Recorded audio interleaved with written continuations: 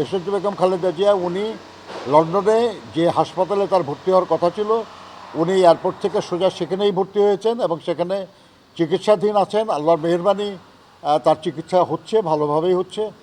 আমরা সবাই দেশবাসীর কাছে দোয়া চাই যেন আল্লাহ তাকে দ্রুত সুস্থ করে আমাদের মাঝে ফিরে নিয়ে আসেন।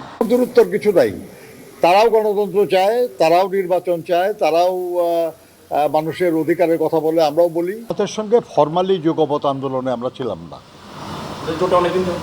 না না, জোটে ছিলাম আমরা, কিন্তু যুগপৎ আন্দোলনে আমাদের সব কর্মসূচি আর জামাতের সব কর্মসূচি একরকম ছিল না, কিন্তু তারা আন্দোলনে ছিলেন নিশ্চয়ই। আমরা আশা করব আর কি যে আগামী দিনে গণতন্ত্র পুনঃপ্রতিষ্ঠার আন্দোলনে সবাই আমরা থাকব, তারাও থাকবে, এটা নিয়ে কনফিউশন নাই।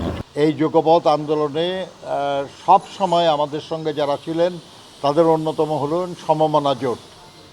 এই সমমনা জোটের রাজনৈতিক দলগুলির সঙ্গে আমরা আজকে বসেছিলাম। বিএনপির পক্ষ থেকে আমি এবং আমাদের দলের জাতীয় স্থায়ী কমিটির সদস্য বেগম সেলিমা রহমান আমরা বসেছিলাম। আমরা বিস্তারিতভাবে দেশে বিদ্যমান রাজনৈতিক, সামাজিক, অর্থনৈতিক বিভিন্ন বিষয় নিয়ে আমরা আলোচনা করেছি।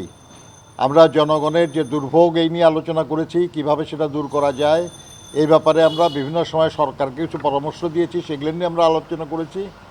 এবং আমরা দেশে গণতন্ত্র পুনঃপ্রতিষ্ঠার বিষয়টা নিয়েও বিশেষ করে আলোচনা করেছি। তো আপনারা জানেন যে আসলে যে গণতন্ত্রের জন্য আমাদের